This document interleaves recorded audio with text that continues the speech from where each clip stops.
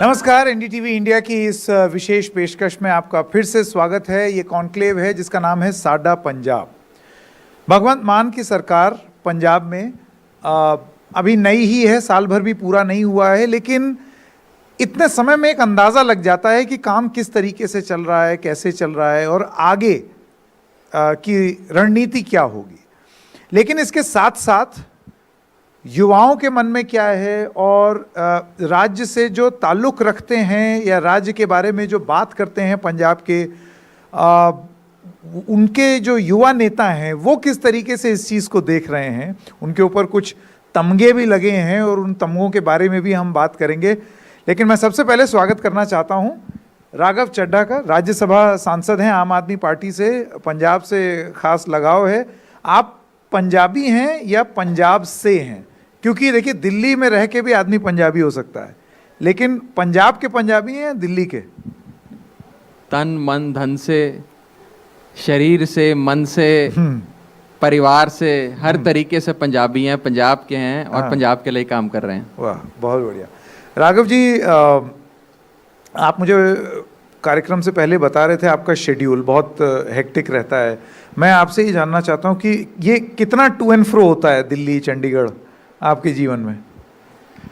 देखिए, अब मेरी पार्टी ने, मेरे मुख्यमंत्री भगवंत मान साहब ने, मेरे नेता अरविंद केजरीवाल जी ने और पंजाब के 3 करोड़ लोगों ने राज्यसभा का सांसद बनाकर एक जिम्मेदारी दी है। वो जिम्मेदारियां पंजाब में भी निभानी होती हैं और भारत की संसद में जाकर भी निभानी होती हैं। तो जब जब सदन होता है, सत्र होता है संसद का, पार्लियामेंट इन सेशन होती है, तो ज़्यादा समय दिल्ली बीतता है क्योंकि वहाँ जाकर पंजाब के मुद्दे उठाने होते हैं। मैंने पिछले कई दिनों में कई मुद्दे उठाए भी, बात करेंगे। और बाकी समय मैं कोशिश करता हूँ कि अपने सूबे पंजाब में बिताऊँ, यहाँ लोगों के बीच रहूँ, काम करूँ बतौर सांसद भी और आम आदमी पार्टी का एक प्रतिनिधि होने के नाते भी। MP लैड फंड से जुड़े मसले होते हैं और कई प्रकार की मैं पहल और कोशिशें करता रहता हूँ कि जनता से जुड़े रहें, लोगों के काम करते रहें। तो काफ़ी समय पंजाब में भी बीतता है। जब संसद सत्र ना हो तब? जब संसद सत्र होता है तो वीकेंड्स पंजाब में बिताते हैं। मंडे टू फ्राइडे संसद में होते हैं। मेरी अटेंडेंस 96% थी लास्ट सेशन में। पंजाब ने ऐसे कई राज्यसभा सांसद बनाए जो पार्लियामेंट जाते ही नहीं थे, जिनकी 0% अटेंडेंस है। मैं आपको नाम लेकर कहना चाहूँगा, सुखबीर सिंह बादल साहब लोकसभा से सांसद हैं। पिछले सत्र मॉनसून सेशन में शायद उनकी 2% अटेंडेंस थी। इस विंटर सेशन में उनकी 0% अटेंडेंस है। तो लोग जाते ही नहीं है, सवाल ही नहीं पूछते।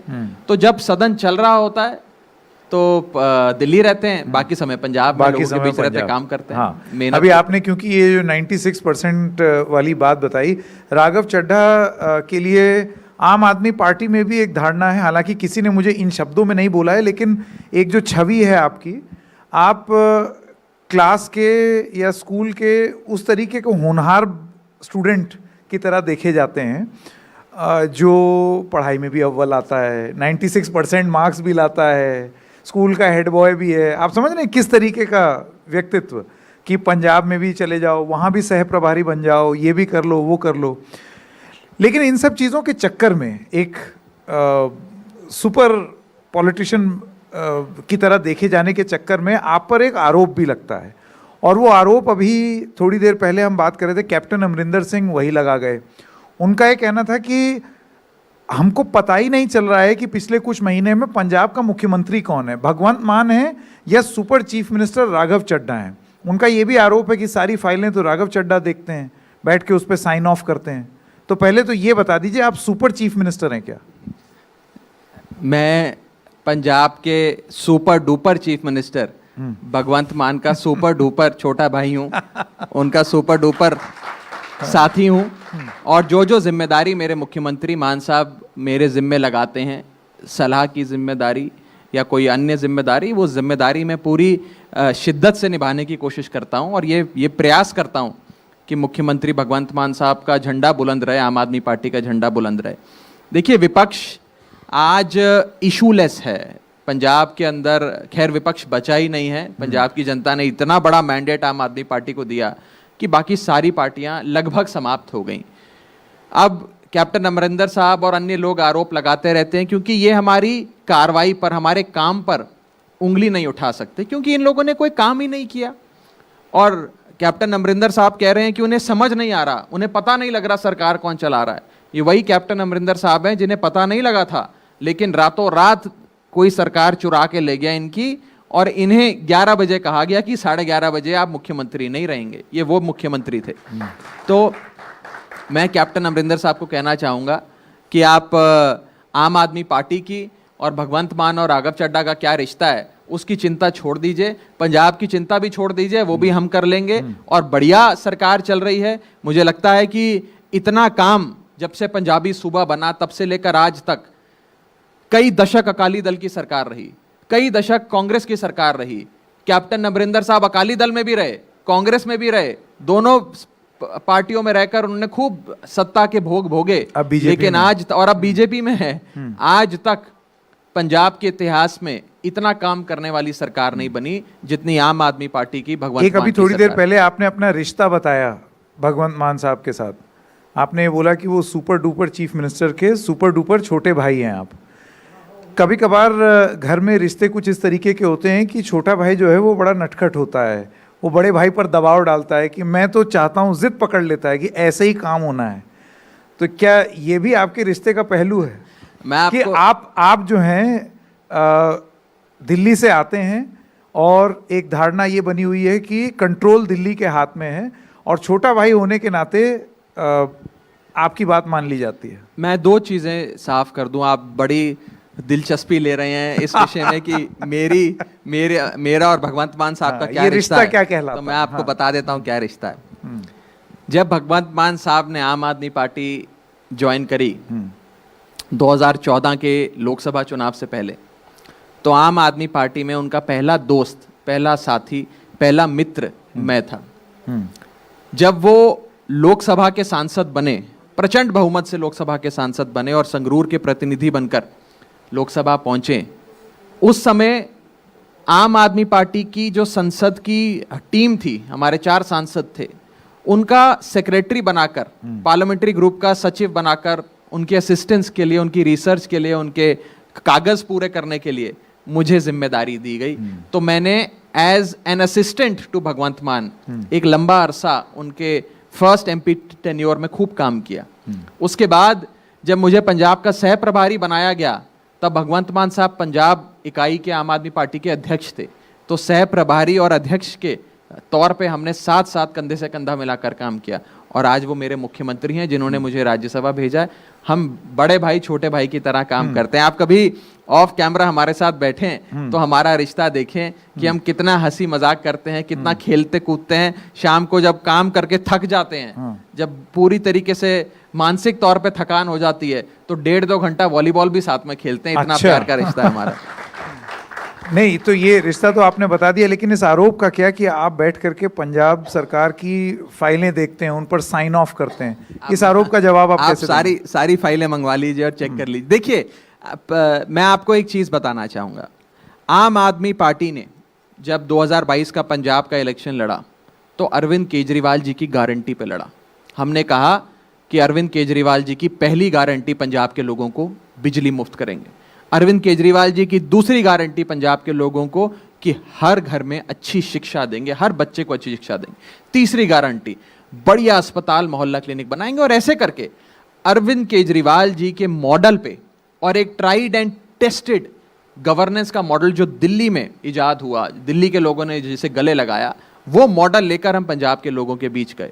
आज जब वही बिजली, पानी, शिक्षा, स्वास्थ्य का आर्थिक तौर पे लोगों को मजबूत करने का मॉडल हम पंजाब लेकर आते हैं, तो ये विपक्ष के नेता जो हैं ये आरोप लगाते हैं। हमने election Arvind Kejriwal model of governance के नाम पे लड़ा था। पंजाब के अंदर वही मॉडल शिक्षा का, स्वास्थ्य का, बिजली का, पानी का यहाँ लागू करेंगे। और मैं आज विपक्ष को कहना चाहता हूँ, अगर कोई हमारे काम से संबंधित आपको कोई बात कहनी है कोई कटाक्ष करना है, कोई कमी निकालनी है तो निकालिए, लेकिन ऐसे व्यक्तिगत हमले कर कर झूठ फैलाने की आवश्यकता चलिए नहीं एक सवाल और दो भाइयों के बीच में बड़ा प्यार है, हाँ, उसमें दरार डालने की कोशिश मत करिए। दरार आपको लगता है ये दरार divide- डालने का ये- प्रयास ये- हो रहा है? ये डिवाइड जैसे अंग्रेज नहीं किया करते थे, डिवाइड एंड रूल की पॉलिटिक्स, हाँ। कि भाई दो लोगों के बीच में झगड़ा करा दो। अभी मैं और मान साहब साथ में थे, पंजाब हरियाणा हाईकोर्ट का बार काउंसिल का एक कार्यक्रम था, दोनों साथ में बैठ के बढ़िया से कार्यक्रम, तो इनको हमारी दोस्ती नहीं, इनको हमारी दोस्ती खलती है, हमारा प्यार खलता है। और मैं बस इतना कहना चाहता हूं पंजाब के विपक्ष के नेताओं को कि थोड़ी सकारात्मक बात करो। पंजाब के लोगों ने आप लोगों को इतना नकार दिया है क्योंकि आप हर बार नकारात्मक बातें करते हैं। ठीक है, सकारात्मक बात करें, पंजाब की बात करें, पंजाब के लोगों से जुड़ी बात करें। राघव जी, मेरा एक सवाल ये है, अब क्योंकि मैंने इंडिया अगेंस्ट करप्शन भी कवर किया 2011 से, जो मूवमेंट शुरू हुआ, मान साहब भी कह रहे थे वो इस मूवमेंट से निकली हुई पार्टी है। कई बार ऐसे देखा जाता है, उस मूवमेंट में ये बोला जाता था कि केजरीवाल मॉडल ऑफ गवर्नेंस होगा। स्वराज की जो वो बात कर रहे थे, किताब भी मेरे ख्याल पुस्तक का भी विमोचन हुआ था जिसमें विकेंद्रीकरण की बात हो रही थी, डिसेंट्रलाइजेशन ऑफ पावर। लेकिन एमसीडी का चुनाव होता है तो केजरीवाल के विधायक, केजरीवाल के पार्षद, यहां पर जब आपकी कैंपेनिंग हो रही थी तो उसमें एक मौका केजरीवाल नू। अगर गुजरात में आपने कैंपेनिंग की जिसके आप सह प्रभारी थे, वहां पर भी था, वहां नारा आपका था एक मौका केजरीवाल लो। हाँ, एक मौका केजरीवाल नो। हाँ, तो एक मोको केजरीवाल ने। तो आप देखिए हर जगह केजरीवाल केजरीवाल केजरीवाल केजरीवाल, ये तो विकेंद्रीकरण नहीं हुआ, ये तो उसका एकदम विपरीत हुआ। आप कंफ्यूज हो गए हैं। हाँ, आप एक कैंपेन को स्टाइल ऑफ गवर्नेंस से कंपेयर कर रहे हैं। आम आदमी पार्टी के सबसे कद्दावर नेता है अरविंद केजरीवाल। आम आदमी पार्टी को वोट दिल्ली में अरविंद केजरीवाल जी के नाम पे पड़ा था, आम आदमी पार्टी को वोट पंजाब में अरविंद केजरीवाल जी के नाम पे पड़ा था, और आम आदमी पार्टी को वोट गुजरात में तो भी ये डिसेंट्रलाइज कैसे हुआ? नाम पे पड़ा था। ये हम अरविंद केजरीवाल जी हमारे सबसे बड़े एसेट हैं। कोई भी समझदार पॉलिटिकल पार्टी अपने एसेट को पूरी तरीके से सामने रखकर, तो यही चीज तो बीजेपी भी कह रही है, मोदी हमारे सबसे बड़े एसेट हैं। तो मैं कब मना कर रहा हूं बीजेपी के इलेक्शन कैंपेन को? वो जैसा चलाते हैं चलाएं, हमें अपने कैंपेन को चलाने की आजादी है। पर आपको ये चीज समझनी होगी कि आज आम आदमी पार्टी की पहचान दिल्ली में जो अरविंद केजरीवाल जी की सरकार ने काम करके दिखाया है उससे है। एक Kejriwal model of governance Delhi में इजाद हुआ है जिसमें सबको अच्छी शिक्षा, अच्छा इलाज, बढ़िया बिजली, मुफ्त पानी सब मिलता है। आज उसी मॉडल के आधार पे हम खड़े हैं और इसी केजरीवाल मॉडल को लेकर हम भिन्न भिन्न स्टेट्स में जाते हैं। मुझे भगवान के आशीर्वाद से, परमात्मा की कृपा से पूरे हिंदुस्तान घूमने का मौका मिलता है। मैं बहुत युवाओं से मिलता हूँ, बड़े स्टूडेंट से मिलता हूँ, कश्मीर से लेकर कन्याकुमारी तक, गुजरात से लेकर गुवाहाटी तक, हर जगह लोग Arvind Kejriwal model of governance को लेकर बहुत उत्सुक हैं, देखना चाहते हैं, समझना चाहते हैं, महसूस करना चाहते हैं, उसे अपनाना चाहते हैं। जी, एक सवाल मैं आपसे पूछना चाहता हूं आपके पॉलिटिकल करियर ग्राफ को लेकर के। आप देखिए पंजाब के सह प्रभारी थे, पंजाब में अच्छी संख्या से आप लोग जीते, टू योर क्रेडिट। फिर आप गुजरात के भी सह प्रभारी बने, लेकिन वहाँ पर उस गुजरात के चुनाव से आप नेशनल पार्टी तो बन गए, लेकिन आपने जो आकलन किया था चुनाव से पहले, मैं देखता हूँ केजरीवाल जी लिख लिख के बता रहे थे कि ये इतना पाएगा उतना पाएगा, और सीटें कितनी आई वो भी हमने देख ली। तो आपको नहीं लगता है कि आप कभी कभार अपने आप को, अपना आकलन कुछ ज़रूरत से ज़्यादा ही कर देते हैं? देखिए, पहली चीज़ तो ये है कि कोई भी पार्टी चुनाव हारने के लिए नहीं लड़ती है। सब पार्टियां चुनाव जीतने के लिए इलेक्शन लड़ती हैं। और अगर आप आकलन गलत होने की बात करें तो गृह मंत्री अमित शाह जी ने लिखकर बंगाल के नतीजे दिए थे। आप देखिए क्या हालत हो गई उनकी बंगाल के। गृह मंत्री अमित शाह जी ने दिल्ली के नतीजे की घोषणा प्रेस कॉन्फ्रेंस में करी थी कि उनकी मेरे ख्याल से उन्होंने बोला था 51 सीटें आ रही है और सरकार बन रही है दिल्ली में। देखिए बेचारों की क्या हालत है दिल्ली में। 8 विधायक हैं, इनोवा गाड़ी में फिट आ जाते हैं। इन्होंने महाराष्ट्र के बारे में ऐसे ही आकलन करे थे, हमारी सरकार बन रही है। राजस्थान के बारे में अमित शाह जी ने। तो देखिए, आकलन करना एक राजनीतिक दल का, और राजनीतिक दल के भीतर जो नेता है उनका अपना विशेष अधिकार है, वो करना चाहिए और अपनी कैंपेन स्ट्रैटेजी का हिस्सा है। हमें पूरा विश्वास था कि हम एक बहुत अच्छे वोट शेयर से गुजरात में अपनी एक प्रेजेंस फील कराएंगे और मुझे लगता है काफी हद तक वो सही भी हुआ। एक परंपरागत स्टाइल ऑफ पॉलिटिक्स के हिसाब से अगर आप देखें तो एक नई पार्टी जो पहली बार मजबूती से गुजरात जैसे इलेक्शन में दमखम से लड़ने जा रही है, जिसे रूलिंग पार्टी का गढ़ माना जाता है, उस गढ़ में पहली ही बार 13% वोट शेयर, 5 विधायक लाना अपने आप में बहुत बड़ी बात होती है। और मैं बीजेपी वालों को खास तौर पे कहना चाहूँगा, उन्हें बड़ा बहुत वो खुश हैं गुजरात के नतीजों को लेकर। मैं उन्हें बता दूं कि इस समय दिसंबर के नतीजों में 3 इलेक्शंस के रिजल्ट्स आए थे, एक गुजरात का जो बीजेपी जीती और 2 बीजेपी हारी, दिल्ली नगर निगम और हिमाचल। तो इतना खुश होने की जरूरत नहीं है, लेकिन सबसे दिलचस्प चीज यह है कि गुजरात के नतीजों के बाद ये चर्चा कि बीजेपी इलेक्शन जीती ये कम है, ये चर्चा ज्यादा है कि आम आदमी पार्टी नेशनल पार्टी बन गई, आम आदमी पार्टी 13% हो गई। तो मैं बीजेपी को कहना चाहूंगा कि इतना भी गुमान ना कर अपनी जीत पे है बेखबर, शहर में तेरी जीत से ज्यादा चर्चे हमारी हार के हैं। एक सवाल और भी गुजरात के संदर्भ में उठ रहा है कि आम आदमी पार्टी ने तो आ करके खुद तो बहुत कुछ जीता नहीं, 13% आप ज़रूर ले आए, उसके लिए आप अपने आप को शाबाशी भी दे रहे हैं, लेकिन आपने बीजेपी का नुकसान उतना नहीं किया है जितना आपने कांग्रेस को बर्बाद कर दिया, और बी टीम का आरोप एक बार फिर से आपके ऊपर चस्पा हो गया। देखिए, पहली चीज़ तो कांग्रेस को बर्बाद करने की ज़रूरत हमें नहीं है, कांग्रेस को राहुल गांधी जी पूरी बखूबी से बर्बाद करेंगे। मैंने अभी उनका बयान देखा, उन्होंने कल शायद बयान दिया कि अगर आम आदमी पार्टी गुजरात में चुनाव ना लड़ती तो कांग्रेस बीजेपी को चुनावों में हरा देती। पिछले 27 साल से गुजरात में बीजेपी की सरकार है, पिछले 27 साल से कांग्रेस सीधी टक्कर देती है गुजरात में बीजेपी को। 27 साल में कितनी बार हरा दिया राहुल गांधी जी की कांग्रेस ने बीजेपी को। आज गुजरात के चुनाव में बीजेपी को मेहनत करनी पड़ी। प्रधानमंत्री जी जो उनके सबसे कद्दावर नेता हैं, उन्हें 50-50 किलोमीटर के रोड शो निकालने पड़े, 50-50 किलोमीटर सड़क पे चलना पड़ा, मतदाताओं के घर जाकर दरवाजे खटखटाकर वोट मांगने पड़े।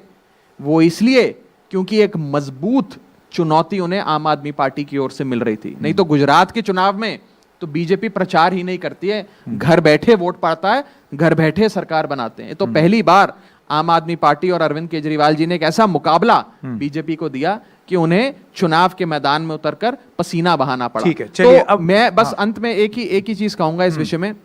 मेरा अपना मानना है, आने वाले समय में आम आदमी पार्टी कांग्रेस का राष्ट्रीय और स्वाभाविक विकल्प बनेगी और सीधी लड़ाई आने वाले समय में चुनावों में भाजपा बनाम आम आदमी पार्टी, मोदी बनाम अरविंद केजरीवाल होने जा रही है। आप मेन ऑपोजिशन हो जाएंगे बीजेपी के लिए, ये आप कह रहे हैं? मुझे लगता है अगर आप कब 24 में अगर आप सिर्फ आंकड़ों के आधार पे ना देखें, एक मतदाता के मन में भाव के आधार पे देखें, तो आज ही आम आदमी पार्टी बीजेपी की मुख्य विपक्षी पार्टी है, प्रिंसिपल ऑपोजिशन है। एक ही पार्टी से लोगों को उम्मीद है कि ये बीजेपी का विकल्प बन सकती है, ये बीजेपी को चुनौती दे सकती है। लेकिन ये आपने टाइमलाइन क्या दी है 2024 की? टाइमलाइंस तो लोग तय करेंगे। नहीं, 24 के लिए आपका ये मानना है कि आप you are the principal opposition to BJP?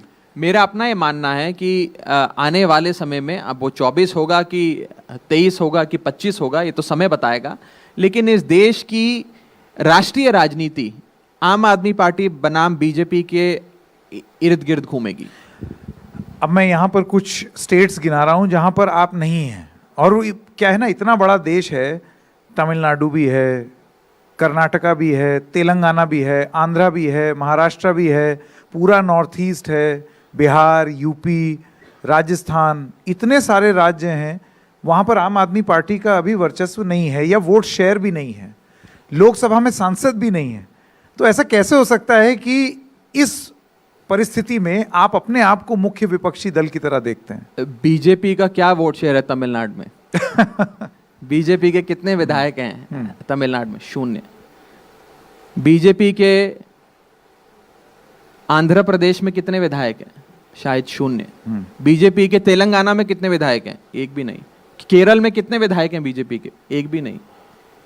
लेकिन पर बीजेपी तो नॉर्थ सेंट्रल और नॉर्थ ईस्ट में आप बात कर लें, साउथ को चलिए एक बार। मेरा अपना मानना है कि हम स्टेट बाय स्टेट चर्चा कर सकते हैं, लेकिन एक आम आदमी पार्टी के पास संकेत जी एक एडवांटेज है। राज्य दर राज्य तो जब चुनाव होगा उसमें आम आदमी पार्टी कौन से राज्यों में दमखम से लड़ती है, क्या नतीजे आएंगे, उस पर हम चर्चा करेंगे। लेकिन 3-4 बड़ी चीजें हैं आम आदमी पार्टी के पास जो और पॉलिटिकल पार्टीज जो आज भारतीय जनता पार्टी के विपक्ष में खड़ी हैं उनके पास नहीं है। पहली चीज, आम आदमी पार्टी के पास एक पैन इंडिया चेहरा है और पैन इंडिया इलेक्शन सिंबल है। आज अरविंद केजरीवाल जी का नाम और झाड़ू का चुनाव चिन्ह पूरे हिंदुस्तान के हर राज्य, हर जिले, हर कस्बे, हर घर तक पहुंचा हुआ है। सबसे बड़ी चीज जो और राज्यों के पास और पॉलिटिकल पार्टियों के पास नहीं है। अगर आप गैर कांग्रेस विपक्षी दलों की बात करें तो जितनी भी पॉलिटिकल पार्टीज हैं उनके अंदर एक रीजनलिज्म का एलिमेंट है। बंगाल की पार्टी की बात कर लीजिए, वो बंगाली अस्मिता से जुड़ी हुई है, तो एक रीजनलिज्म का एलिमेंट है। आप टीआरएस की बात करें, वो एक राज्य का विभाजन हुआ, उस विभाजन से सत्ता में आई, उसमें एक रीजनलिज्म का एलिमेंट है। तो ऐसे कई पॉलिटिकल पार्टीज हैं। तो एक लौती ऐसी पार्टी गैर कांग्रेस जिसमें रीजनलिज्म का एलिमेंट नहीं है, जो एक पैन इंडिया जिसकी एक छवि है, एक साख है, वो आम आदमी पार्टी। दूसरी चीज बैगेज, इन सारी पॉलिटिकल पार्टियों का एक बहुत भारी भरकम बैगेज है। आम आदमी पार्टी एक बैगेज फ्री पार्टी, एक नई, it is a breath of fresh air, एक नए हवा के झोंके की तरह है। तीसरी बड़ी चीज, हमें मॉडर्न एज इलेक्शनियरिंग आती है। हमें मॉडर्न डे इलेक्शन कैंपेन समझते हैं, बनाते हैं और मजबूती से लड़ते हैं, जो शायद इस देश में बीजेपी के अलावा किसी पार्टी को नहीं आती। चौथी, एक मॉडल देते हैं। हमारा मॉडल खराब हो सकता है, बहुत अच्छा हो सकता है, कुछ लोगों को पसंद आए, कुछ लोगों को रास ना आए, लेकिन एक आर्थिक उन्नति का, एक इकोनॉमिक अपलिफ्टमेंट का एक मॉडल जिसके अंदर आपका एक सोशल सिक्योरिटी नेट बनता है, बिजली, पानी, शिक्षा, स्वास्थ्य, बुनियादी सुविधाएं देकर एक आदमी को मजबूत किया जाता है, ह्यूमन रिसोर्स में इन्वेस्टमेंट करी जाती है, वो एक अरविंद केजरीवाल जी का एक मॉडल है। ये 4-5 चीजें हम लेकर जाते हैं। कोई और पार्टी कोई मॉडल की बात नहीं करती। कभी आपने कांग्रेस को सुना वो किसी मॉडल की बात कर रही हो और किसी गैर कांग्रेस विपक्षी दल को? ये 4-5 चीजें हैं संकेत जी जो आम आदमी पार्टी को भिन्न कर देती हैं तमाम विपक्षी दलों से और सीधी लड़ाई में खड़ी कर देती हैं आम आदमी पार्टी। अभी जो मॉडल की आप बात कर रहे हैं उसकी बात कर लें। यहाँ पर कप्तान साहब से अभी क्योंकि इंटरव्यू किया हमने कैप्टन अमरिंदर सिंह का, तो उन्हीं की बात को जरा आगे ले जाते हुए उनका ये कहना है कि आपका सोर्स ऑफ रेवेन्यू क्या होगा? सब चीज़ फ्री में बांट देंगे और लोगों को दे देंगे तो आप पैसा रिकवर कहाँ करेंगे? आप खुद चार्टर्ड अकाउंटेंट हैं, पैसे को किस तरीके से रखा जाता है, संभाला जाता है, ये मुझे लगता है आपसे बेहतर और कोई नहीं समझ पाएगा। जब पैसा ही नहीं रहेगा तो फिर आप क्या देंगे लोगों को? इस बार दे सकते हैं, आगे ये जो पैसा है ये सरकारों के पास कहां से आता है? ये लोग टैक्स पे करते हैं, कुछ इनडायरेक्ट टैक्स जीएसटी के माध्यम से, कुछ direct tax, income tax, corporate tax के माध्यम से। ये लोगों के द्वारा जमा किया गया खजाना है जो सरकारों के पास आता है और सरकारों का काम होता है लोगों का कल्याण करना। भारत का संविधान कहता है India is a welfare state, Bharat एक कल्याणकारी राज्य है। वेलफेयर के कई तरीके हैं। हमारा मानना है, हमारा मॉडल है कि अगर सबको बुनियादी सुविधाएं जिसमें मिनिमम इलेक्ट्रिसिटी एक सम्मानजनक जीवन जीने के लिए, मिनिमम पानी एक सम्मानजनक जीवन जीने के लिए, वर्ल्ड क्लास विश्व स्तरीय शिक्षा और वर्ल्ड क्लास इलाज सबको मिलना चाहिए। जब आप ये 4 चीजें एक परिवार को दे देंगे, वो परिवार अपने आप गरीबी रेखा से उठकर खड़ा हो जाएगा, परिवार मजबूत करेगा, मोहल्ला अपना मजबूत करेगा, स्टेट मजबूत करेगा और देश को मजबूत करेगा। ये हमारा मॉडल है। अब ये कहते हैं कि अरविंद केजरीवाल जी मुफ्त की रेवड़ी बांटते हैं। मैं दोनों पे आऊंगा, खजाने पे भी और रेवड़ी पे भी। कहते हैं मुफ्त की रेवड़ी बांटते हैं। आज इस देश में हर सांसद को, मैं भी सांसद बना हूं अब, हर सांसद को 3 से 4 हजार यूनिट बिजली मुफ्त मिलती है। सारे केंद्रीय मंत्रियों को हजारों यूनिट बिजली मुफ्त मिलती है। एयर फ्लाइट्स फ्री मिलती हैं, ट्रेन यात्रा फ्री मिलती है, गाड़ियां मुफ्त मिलती है, पेट्रोल के पैसे रिएम्बर्समेंट होते हैं, घर मिलता है, ये सारी चीजें मिलती हैं। जब सरकार, भारतीय जनता पार्टी की सरकार अपने मंत्रियों, सांसदों और सारे नेताओं को ये सारी मुफ्त की चीजें देती हैं, तो मुफ्त की रेवड़ी नहीं इनको लगती। लेकिन अगर अरविंद केजरीवाल 300 यूनिट बिजली मुफ्त दे दें तो वो मुफ्त की रेवड़ी हो जाती। ये तो ठीक नहीं है। और मैं दूसरी चीज कहना चाहूंगा, देखिए सांसद तो आप भी हैं, आम आदमी पार्टी कहते हैं हम कुछ नहीं लेंगे, मैं उस पे आ रहा हूं। हमारे विधायक कोई सुख सुविधा नहीं लेंगे। मैं तो आज चुनौती देता हूं बीजेपी को, सारे सांसदों की, सारे मंत्रियों की ये रेवड़ियां बंद करो, ये सारी रेवड़ियां जनता को दो। और जो घाटे की, एक मिनट में खत्म कर लूं। नहीं, अब जैसे आपके भी तो सांसद विधायक हैं, आप लीड बाय एग्जांपल। मैं आ रहा हूं, उस पे आ रहा हूं। मैं, आपने आंकड़ों की बात करी, मेरे को एक चीज बताने दीजिए। जब आम आदमी पार्टी की सरकार दिल्ली में सबसे पहले बनी थी 2015 में, जब फुल मेजॉरिटी की सरकार बनी थी, हमारा बजट कुछ 27-28 हजार करोड़ का होता था। हमने सारी सुविधाएं मुफ्त में दी, लोगों के लिए एक आर्थिक उन्नति का मॉडल भी प्रिपेयर किया, पिछले 7 साल से दे रहे हैं। लेकिन हमारा बजट 28 हजार करोड़ से बढ़कर आज 70-75 हजार करोड़ हो गया। हमने एक भी नया टैक्स नहीं लगाया, लोगों को मुफ्त की सुविधाएं भी दी। वो कैसे हो गया हमारा बजट? क्योंकि हमने एक ऑनेस्ट गवर्नेंस का मॉडल दिया। और दूसरी तरफ आप भारत सरकार से कंपेयर करिए, 1947 में जब देश आजाद हुआ, तब से लेकर 2014 तक भारत में, भारत सरकार पे कुल कर्जा लगभग 55 लाख करोड़ का था। मैं बड़ी महत्वपूर्ण बात करने जा रहा हूं। 1947 से लेकर जब देश आजाद हुआ 2014 तक भारत सरकार ने कुल कर्जा, लोन्स दुनिया जहां से जो इकट्ठे किए थे वो 55 लाख करोड़ के थे। वो आज बढ़कर 135 लाख करोड़ हो गए। यानी कि पिछले 8 सालों की मोदी सरकार ने 85 लाख करोड़ का कर्जा लिया। पिछली सारी सरकारों ने कुल मिलाकर 55 लाख करोड़ का कर्जा लिया था पिछले 70 सालों में, पिछले 65-70 सालों में। और पिछले 8 सालों में अकेले मोदी सरकार ने 85 लाख करोड़ का कर्जा लिया और भारत सरकार की आर्थिक स्थिति खराब कर दी। ये लोग तो रेवड़ियां भी नहीं बांटते, ये तो मुफ्त की रेवड़ी के खिलाफ है। इनकी सरकार पे इतना कर्जा कैसे हो गया? अब ये ला रहे हैं demands for supplementary grants, Monday को पार्लियामेंट में उस पर बहस होगी। आप वो डिमांड्स फॉर सप्लीमेंट्री ग्रांट्स पढ़कर देखिए, मैं कल रात को ही पढ़ रहा था।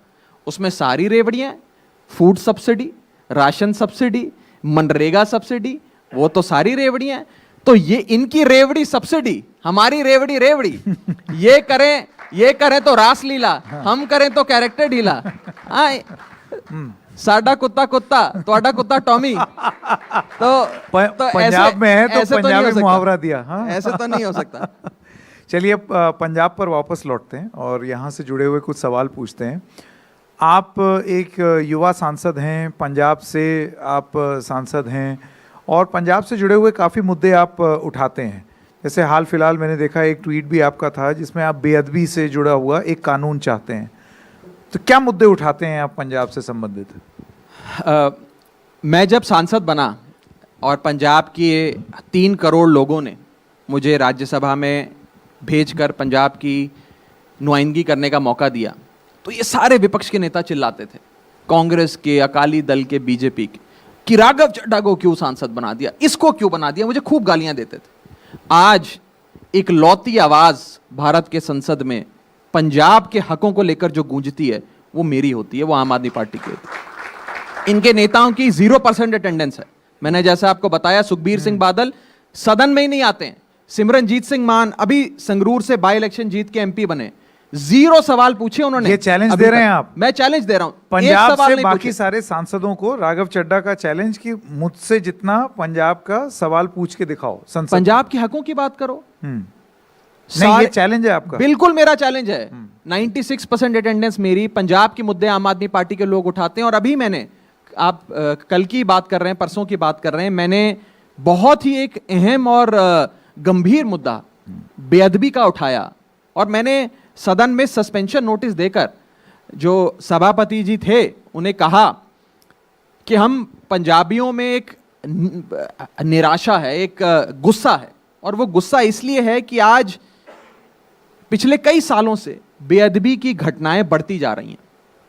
2015 में बरगाड़ी में हमने देखा कि कैसे श्री गुरु ग्रंथ साहब जी की बेअदबी की घटना सामने आई, लुधियाना में श्रीमद् भागवत जी की बेअदबी का मसला सामने आया, होली बाइबल की बेअदबी हुई, मुकद्दस कुरान की बेअदबी हुई।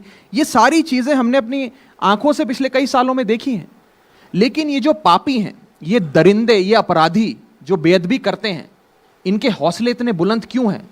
क्योंकि बेअदबी की सज़ा जो भारत के कानून में लिखी गई है वो बहुत ही मामूली सी, इसलिए उनके हौसले बुलंद रहते हैं। सेक्शन 295 ऑफ 295 और 295A of the Indian penal code. मैंने ये मांग करी कि कानून बनाया जाए, इंडियन पीनल कोड में संशोधन लाया जाए और कम से कम आजीवन कैद, उम्र कैद की सजा इस पाप के लिए दी जाए, ताकि कोई भी अपराधी पापी आज गुरु साहिबान की बानी के अपमान के बारे में सोचने से पहले भी उसकी रूह कांप जानी चाहिए और बेअदबी की घटनाओं पे एक फुल स्टॉप लग जाना चाहिए। मैंने ये मांग सदन में रखी। बड़ा ही दुर्भाग्यपूर्ण था कि सदन में इस विषय पे चर्चा नहीं हुई, सरकार ने चर्चा नहीं होने दी। बीजेपी का बहुमत है और वो चाहते थे कि इस विषय पे चर्चा ना हो, लेकिन हम अपनी आवाज को बुलंद करेंगे, सड़क पे भी लड़ेंगे, संसद में भी लड़ेंगे। इसी के साथ साथ पंजाब के पानी को लेकर मैंने एक बहुत महत्वपूर्ण मुद्दा उठाया। आप सब जानते हैं कि जब भारत पे फूड क्राइसिस आया तो ग्रीन रेवोल्यूशन की शुरुआत पंजाब से हुई। धान की खेती भारत का पेट पालने के लिए पंजाब में शुरू हुई। चावल हमारी खुराक भी नहीं है, लेकिन धान की खेती पंजाब में सबसे ज्यादा होती है। 1 किलो राइस के उत्पादन में 5000 लीटर लगता है, 5000 लीटर, जिसकी वजह से आज पंजाब का पानी नीचे चला गया है। 600-700 मीटर पे भी पानी नहीं मिलता, 600-700 फुट पे भी पानी नहीं मिलता। इतनी बुरी हालत नहीं, पर उससे जुड़ा हुआ आप सोल्यूशन क्या दे रहे हैं? क्योंकि अभी हमारे पास किसान भी यहाँ पर आए थे इस कार्यक्रम में। उनका ये कहना है कि आपने एमएसपी लगाई मूंग पर ऑल्टरनेट फार्मिंग करने के लिए कि भाई कुछ और उगाइए, लेकिन एमएसपी पर खरीद नहीं हो रही है। किसान आरोप लगा के गए कि 95% जो है वो एमएसपी से नीचे में बिका प्राइवेट में। ऐसे में आप कैसे उम्मीद करते हैं कि किसान आपके कहे पे कुछ और उगाएगा? मैं एक मिनट पानी का पॉइंट समाप्त कर लेता हूं। पानी के लिए आपने पूछा, तो इसमें होगा क्या? इसमें यह होगा कि भूजल जो है, जो अंडरग्राउंड वाटर है, उसको रिवाइव करने के लिए कई योजनाएं हैं। पंजाब का पानी और जगहें जा रहा है, यहां तक कि आपको जान के अचंभा होगा, पंजाब के हक का पानी, बहुत पानी पाकिस्तान की ओर जा रहा है। मैं आज भारत सरकार से आपके मंच से भी मांग करना चाहता हूं, और सदन में मैंने जो वाटर मिनिस्ट्री है, जल शक्ति मंत्री हैं गजेंद्र शेखावत साहब, उनसे भी मांग रखी थी कि पंजाब के पानी के बारे में सोचिए, हमें एडिशनल रिसोर्सेज पानी के लिए दीजिए, पानी भी दीजिए, फाइनेंशियल कॉम्पनसेशन भी दीजिए। जब भारत पे संकट आया था तो पंजाब ने भारत का पेट पाला था, अपना पेट काटकर भारत का पेट पाला था। तो आज भारत सरकार की ये जिम्मेदारी बनती है कि वो पंजाब का खास ख्याल रखे, हमें पानी से वंचित ना करे। अन्य मुद्दे जो हैं एमएसपी के, मैं आपको ये विश्वास दिलाना चाहता हूं कि नहीं, आप फार्मर्स को कैसे कन्विंस करेंगे? आपने बोला मूंग उगाओ, लगा दी, लेकिन जब उसका न्यूनतम समर्थन मूल्य उनको नहीं मिलेगा तो फिर वो अगले साल आप कैसे उम्मीद करते हैं कि वो आपको एक बड़ी बात बताना चाहता हूं। अभी हमारा सीजन समाप्त हुआ प्रिक्योरमेंट का, लाजवाब प्रिक्योरमेंट मंडियों में हुई। शायद मैं पंजाब में घूम रहा था, मुझे कई फार्मर्स मिले, कई किसान मिले, कई जथेबंदियां मिली। उन्होंने कहा कि आज तक प्रिक्योरमेंट के सीजन में इतनी स्मूथली, इतने आरामदायक तरीके से मंडियों में खरीद और बिक्री नहीं हुई जितनी स्मूथ इस बार हुई। इस बार पहली बार जब बिजाई का मौसम आया गर्मियों के दौर में, तो किसानों को 24 घंटे बिजली देने का काम आम आदमी पार्टी ने किया। हमने बिजली नहीं उनकी कटने दी, उनको जितनी बिजली चाहिए थी उतनी बिजली दी, एक पावर कट नहीं लगने दिया। ये काम आम आदमी पार्टी ने करके दिखाया। बहुत ऐसे किसान हैं जो इससे अग्री नहीं करते। और जहां तक आप क्रॉप डाइवर्सिफिकेशन की बात कर रहे हैं, हमारी सरकार को अभी बने 8 महीने मुश्किल से हुए हैं। हम पूरी मेहनत कर रहे हैं, कोशिश कर रहे हैं, और क्रॉप डाइवर्सिफिकेशन पे एक बहुत बड़ा मसौदा पंजाब सरकार बनाने जा रही है, भगवंत मान साहब बना रहे हैं, जिसमें केवल मूंग ही नहीं, प्रयास ये करेंगे कि धान की खेती से पंजाब को हटाकर और कई पदार्थों की खेती, जिसके अंदर एग्रो फॉरेस्ट्री भी आएगी, जिसमें अरहर से लेकर मूंग से लेकर तमाम तरीके की हम फार्मिंग पर मेरा करवाएंगे सवाल और यही उसे है- फाइनेंशियली इंसेंटिवाइज बिल्कुल, करेंगे जिसमें एमएसपी पे प्रोक्योरमेंट हो हाँ। और उससे जो किसान की जेब में 4 पैसे आए वो धान की खेती से कहीं ज्यादा देखिए, आएं। उसके लिए किसान का भरोसा जीतना पड़ेगा। किसान एक तबका है किसानों का जिसका ये मानना है कि आप भरोसा कैसे जीतेंगे अगर आपके कहने पर मूंग पर एमएसपी आपने लगाई लेकिन उनको उस तरीके से उसका दाम नहीं मिला, तो आप ये भरोसा कैसे जीतेंगे? देखिए, जब मूंग के समय ये समस्या आई थी तो मैं आपको एक उदाहरण देता हूं। आम आदमी पार्टी की भगवंत मान सरकार ने वाइबिलिटी गैप फंडिंग दी, यानी कि अगर 100 रुपए पे आपको पदार्थ खरीदना था लेकिन वो मार्केट फोर्सेस के चलते 60 रुपए में खरीदा जा रहा है तो 40 रुपए सरकार किसान की जेब में डालेगी, वाइबिलिटी गैप फंडिंग करेगी। इस प्रकार के कई सारे मैकेनिज्म्स हैं जो हमारी सरकार समय समय पर क्रॉप बेस्ड तरीके से, सीजन बेस्ड तरीके से अपनाती है। लेकिन एक बड़ी बात, आज पंजाब का किसान एक बहुत बुरी स्थिति में है। उसे इन सारी सरकारों ने मिलकर पिछले 75 साल में इस स्थिति में डाला है। आज सबसे ज्यादा कर्जा, सबसे ज्यादा परेशानियां देश के अन्नदाता को झेलनी पड़ती हैं। अभी जब ये 3 काले कानून आए तो पंजाब ने जब दिल्ली के बॉर्डर पे डेरा डाला, 800 से ज्यादा किसानों की जानें चली गई। किसान को इस समय मदद देना, उसे आर्थिक तौर पे खड़ा करना भगवंत मान सरकार की पहली प्राथमिकता है, जो हम करके रहेंगे। थोड़ा सा समय और दीजिए, एक पूरा मसौदा। तो ये आप अपील कर रहे हैं किसानों को कि वो आप पर भरोसा करें और आप जो बदलाव लाना चाहते हैं उसमें वो साथ दें। किसानों का भरोसा आम आदमी पार्टी और भगवंत मान सरकार के साथ है। हमें इतना प्यार आशीर्वाद देकर उन्होंने सरकार में सेवा करने का मौका दिया। किसान आंदोलन करने से भी पीछे नहीं हटता है, ये आप जानते हैं। बिल्कुल जानता तो अगर गड़बड़ की बिल्कुल तो खड़े हो जाएंगे। हम तो खुद किसान आंदोलन में किसानों के साथ थे, हम भली भांति वाकिफ हैं इस बात से। और मैं आपको ये विश्वास दिलाना चाहता हूं कि ऐसी कोई नौबत नहीं आने देंगे कि वो किसान जो भारत का, हिंदुस्तान का पेट पालता है, उसके घर में कोई भी आर्थिक तौर का संकट आए, सारी समस्याओं का हल देने का प्रयास करेंगे और पूरी शिद्दत से देंगे। और मैं आपको खुद बताऊं, हमारे तो आधे से ज्यादा मंत्री जो मंत्रिमंडल में, वो सब खेती करते हैं, सब किसानी बैकग्राउंड से आते हैं। और हमारी ये सरकार एमएसपी को लेकर, क्रॉप डाइवर्सिफिकेशन को लेकर और आर्थिक तौर पे किसान को उन्नति देने के लिए प्रतिबद्ध। चलिए, अब मेरा अगला सवाल है, पंजाब की हम बात कर रहे हैं और ये क्योंकि देखिए यहाँ की जो चुनौतियां हैं वो भी बहुत अलग हैं और किसी राज्य के मुकाबले। बॉर्डर स्टेट है, सीमा पार आतंकवाद की एक बड़ी चुनौती हमेशा यहाँ बनी ही रहती है। इंटर स्टेट और केंद्र और राज्य की जो पुलिस एजेंसीज हैं उनके बीच में जो तारतम्य है उसको बहुत अच्छा रहना बहुत ज़रूरी है। लेकिन अभी थोड़ी देर पहले, और मैं क्योंकि उनसे बात की इस वजह से उनका मैं दोबारा वो कमेंट ला रहा हूँ, कैप्टन अमरिंदर सिंह का ये कहना है कि कानून व्यवस्था डामाडोल हुई है 9 ही महीने में और ये ट्रैक रिकॉर्ड दिखाता है आपको कि आप किस तरफ जा रहे हैं।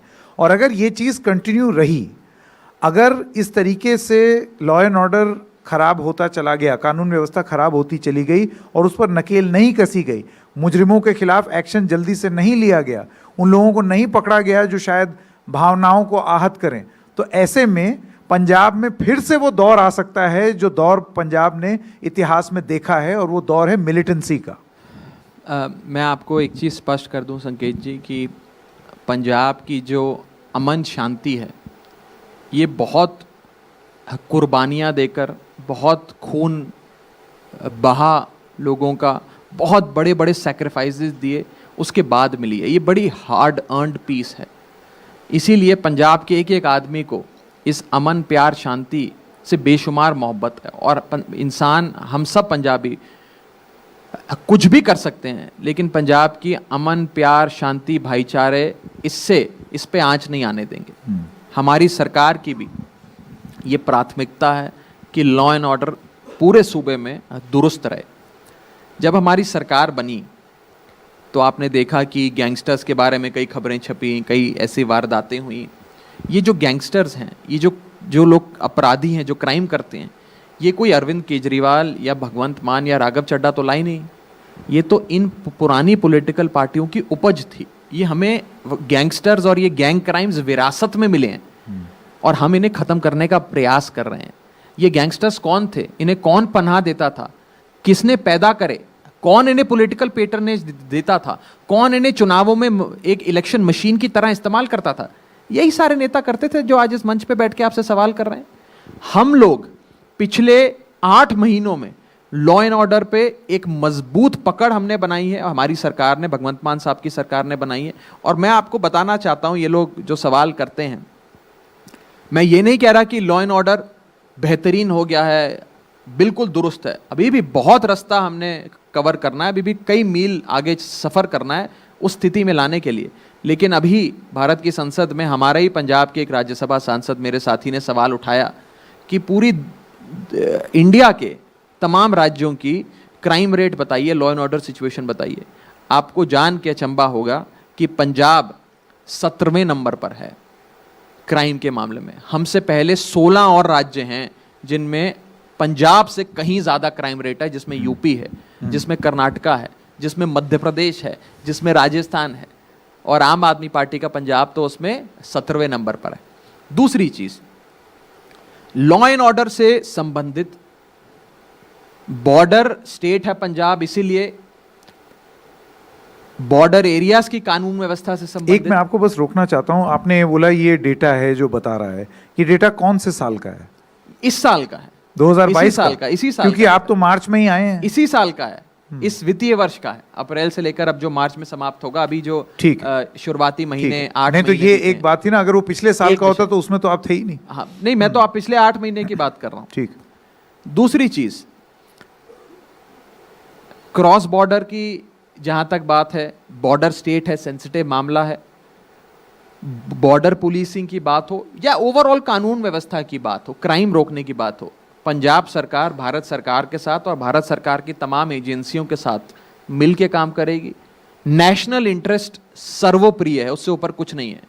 भारत की प्रभुता और अखंडता अक्षुण्ण रखनी है, वो सर्वोप्रिय है, और उस पर किसी प्रकार का समझौता और कोई कॉम्प्रोमाइज आम आदमी पार्टी की सरकार ना किया है, ना होने देगी, और आम आदमी पार्टी के रहते ही तो कतई नहीं होगा। और हम लोग, हमारी सरकार, भगवंत मान साहब और पूरी पंजाब सरकार बहुत क्लोजली कानून व्यवस्था के मामले में, क्रॉस बॉर्डर आतंकवाद, जैसे कि आप बताएं, कुछ स्टेप्स बता दें क्या बहुत करीब साथ में काम करते हैं। तमाम एजेंसियां हैं, रॉ है, आईबी है, नेशनल सिक्योरिटी एडवाइजर का कार्यालय है, गृह मंत्रालय है, उनके साथ लगातार बैठकें होती हैं और जो जो मदद हमसे मांगी जाती है हम ऑफर करते हैं। कुछ कुछ समस्याएं अगर सरकार की भी ऐसी होती हैं जिसका समाधान सरकार को लगता है कि बात करके निकलेगा, जिसमें सहायता लेने की आवश्यकता है, उसमें सहायता लेने की आवश्यकता जहां होती है वहां संवाद किया जाता है। और भगवंत मान साहब की सरकार पूरी तरीके से, जहां तक लॉ एंड ऑर्डर की बात है, केंद्र सरकार के साथ मिलकर काम कर रही है। ठीक है, चलिए आखिरी के कुछ सवाल मैं आपसे पूछना चाहता हूं। एक तो फिर से और आखिरी बार कैप्टन साहब का मैं जिक्र इसलिए करूंगा क्योंकि उन्होंने एक बात ऐसी कह दी। आप छोड़ दीजिए, कैप्टन साहब चले गए, उनका समय भी समाप्त हो गया। एक लास्ट, क्योंकि आप पंजाब के लोगों की बात करिए, कैप्टन साहब छोड़िए। सुनिए, पंजाब के लोगों की तो बात कर ही रहे हैं। उन्होंने एक टर्म ऐसा यूज किया, मैं उस पर आपका जवाब चाहता हूं। उन्होंने बोला 9 साल पहले मैंने अरविंद केजरीवाल के लिए कुछ शब्दों का प्रयोग किया था। मैंने कहा था ये स्नीकी लिटिल फेलो है और ये स्लिपरी कस्टमर है, फिसल जाता है, वादा कुछ करता है फिर एकदम बात पलट देता है। Slippery customer, sneaky little fellow, ये उन्होंने 2 फ्रेज निकाले हैं अरविंद केजरीवाल के लिए। संकेत जी, अरविंद केजरीवाल जी से पूरा देश मोहब्बत करता है। वो आज हिंदुस्तान के हर परिवार के बड़े बेटे की तरह हैं, लोग ऐसे उन्हें प्यार करते हैं। मैं जब उनके साथ मुझे घूमने का सौभाग्य प्राप्त होता है, फ़र्ज़ करिए पंजाब में घूम रहे हैं, तो लोग उन्हें रोक के उनका माथा चूमते हैं। बूढ़ी माताएं उनके सर पे हाथ रखकर आशीर्वाद देती हैं, युवा उनके साथ सेल्फी खिंचवाते हैं, बड़े बुजुर्ग आशीर्वाद देते हैं, महिलाएं उन्हें अपना रक्षक, अपना भाई मानती हैं। ऐसे अरविंद केजरीवाल के लिए, जो एक साधारण से शख्स हैं, उनके बारे में ऐसे शब्दों का प्रयोग एक फॉर्मर चीफ मिनिस्टर करें, वो उन्हें शोभा नहीं देता है। हम उनके बारे में, कैप्टन अमरिंदर साहब के बारे में बिल्कुल बुरा नहीं बोलेंगे। भगवान उनको लंबी आयु दे, अच्छा स्वास्थ्य दे। अभी ऑपरेशन करा कर आए हैं, भगवान करे बहुत जल्दी दुरुस्त हो जाएं। हमें उनके बारे में कुछ बुरा नहीं कहना है, हम लोग अपना काम कर रहे हैं। और कैप्टन अमरिंदर ने क्या कहा, क्या नहीं कहा, इससे पंजाब के लोगों को कोई फर्क नहीं पड़ता है। पंजाब के लोगों को इस चीज से फर्क पड़ता है कि उनको नौकरी कब मिलेगी, उनके यहाँ कानून व्यवस्था और बेहतर कब होगी, उनके घर में बिजली कब आएगी, उनके यहाँ एमएसपी कब आएगा, ये सारी चीजों को जिसके बारे में हम चर्चा कर रहे हैं। अब दो आखिरी सवाल, एक तो ये कोलेजियम सिस्टम और इसको लेकर के जो बहस चल रही है उससे संबंधित मैं एक आपसे इसलिए सवाल पूछना चाहता था क्योंकि मेरे ख्याल इसके बारे में आपने बोला भी था सदन में, तो अगर आप कुछ हमें बताना चाहें कि आपकी पार्टी की ऑफिशियल पोजीशन क्या है। नहीं, मैंने उस दिन संसद में एक महत्वपूर्ण विषय ये उठाया था कि आज जितने भी इंस्टीट्यूशंस इस देश में बचे थे वो सारे कहीं ना कहीं बीजेपी ने कब्जा लिए हैं या उन्हें कॉम्प्रोमाइज्ड पोजीशन में डाल दिया है। एक लौता एक स्तंभ भारत के लोकतंत्र का है न्यायपालिका, जुडिशरी, जो अभी बचा है। और जितना भी सरकार को पुशबैक मिलता है वो सिर्फ जुडिशरी से मिलता है। इसीलिए सरकार के मन में एक लालसा है, एक बहुत बड़ी चाह है कि हम कुछ भी कर कर जुडिशरी पे अपना कब्जा बनाएं। और वो कब्जा कैसे बनेगा? जब हायर जुडिशरी में जजों की नियुक्ति भारत सरकार अपने मनगढ़ंत तरीके से करेगी। जैसे भारत सरकार सीबीआई का डायरेक्टर अपॉइंट करती है, ईडी का डायरेक्टर अपॉइंट करती है, ऐसे ही ये सरकारी पिट्ठू न्यायपालिका में बिठाना चाहते हैं। तो मैंने ये बात रखी थी कि कोलिजियम सिस्टम जो इस समय का जजों की नियुक्ति का एक पूरा एक प्रक्रिया है, अगर उसमें कुछ कमी है तो उस कमी को दूर कराकर उसे और दुरुस्त करिए। लेकिन इसका यह मतलब नहीं कि एक ऐसा सिस्टम बनाया जाए जजों की नियुक्ति का जिसमें भारत सरकार की और पॉलिटिकल एग्जीक्यूटिव की इंटरफेरेंस हो। और आजकल क्या हो रहा है संकेत जी, आप रोजाना अपने चैनल पे भी ये खबर दिखाते हैं, भारत सरकार पॉकेट वीटो का इस्तेमाल कर कर जजों की नियुक्ति रोक देती है। कोलिजियम नाम भेजते हैं सरकार के पास कि इन जजों को आप नियुक्त कीजिए, क्योंकि नोटिफिकेशन निकालने की शक्ति तो भारत सरकार के पास है। सरकार उस फाइल पे बैठी रहती है, फाइल ही आगे नहीं चलाती, नाम ही जारी नहीं करती है, उनकी आईबी रिपोर्ट खराब कर देती है। तो इस तरीके से जजों की नियुक्ति रोकना ये ठीक नहीं है। देश की स्वतंत्र जुडिशरी, इंडिपेंडेंस ऑफ जुडिशरी, जो भारत के संविधान के बेसिक स्ट्रक्चर का अभिन्न अंग है, उसके साथ खिलवाड़ नहीं होना चाहिए। ये विषय मैंने भारत की संसद में रखा था। जी चलिए, जाते जाते एक आखिरी सवाल मैं पूछना चाहता हूं। अभी एकदम कार्यक्रम की शुरुआत में आपने बताया था कि जब संसद चलता है तो 2 दिन सैटरडे संडे आप यहाँ आ जाते हैं और बाकी टाइम आप यहाँ रहते हैं, फिर सैटरडे संडे दिल्ली जाते हैं, या कुछ इस तरीके का आपका शेड्यूल रहता है। तो फिर यहाँ करते क्या हैं? देखिए, एक तो हो गया काम, उसका जिक्र आपने कर दिया, वॉलीबॉल भी आपने बता दिया कि कभी कभार आप खेल लेते हैं, और कुछ क्योंकि भगवंत मान जो है वो कॉमेडी बहुत अच्छी करते थे, तो ये सब भी होता है क्या? नहीं, बिल्कुल, खूब हंसी मजाक होता है, चुटकुले सुनते भी हैं, सुनाते भी हैं, और भाइयों की तरह रहते हैं, लोगों के बीच रहते हैं, लोगों से मिलते रहते हैं, अच्छा खाना खाते हैं, घूमते हैं, काम नहीं, करते हैं। चंडीगढ़ में जैसे यहाँ पर लोग बोलते हैं ना सेक्टर 17 है, बड़ी सेक्टर 17 में गेड़ी मारने का मौका अभी तक नहीं मिला है। अब तो जवानी भी ढल गई है, लेकिन अरे आपकी ढल रही है, तब तो हमारा तो एक पाँव कब्र में है। फिर सेक्टर 17 में अभी गेड़ी रूट पे गेड़ी मारने का मौका नहीं मिला है। हो सकता है आज मिल जाए, मुझे जल्दी फारिग कर अच्छा, देखिए, जवानी ढलने से मुझे याद आया कि वो तो मान साहब ने तो शादी कर ली, तो इससे पहले कि पूरी तरीके से ढल जाए, आपके क्या विचार? मान साहब मुझे अक्सर कहते हैं कि मैं 2 बार कर चुका हूं, तुझसे एक नहीं हो रही है क्या? तो मैं जरूर करेंगे, आपको न्योता देंगे। पहले राहुल गांधी के लिए बोला जाता था मोस्ट एलिजिबल बैचलर पॉलिटिक्स में। अब आपको लगता है ये खिताब आपने, ये पेजेंट अब आपके पास है? I don't know about eligibility, but I am certainly a bachelor who is looking forward to getting married. तो जल्द शादी करेंगे, आपको बुलाएंगे। अच्छा, चलिए, बहुत बढ़िया।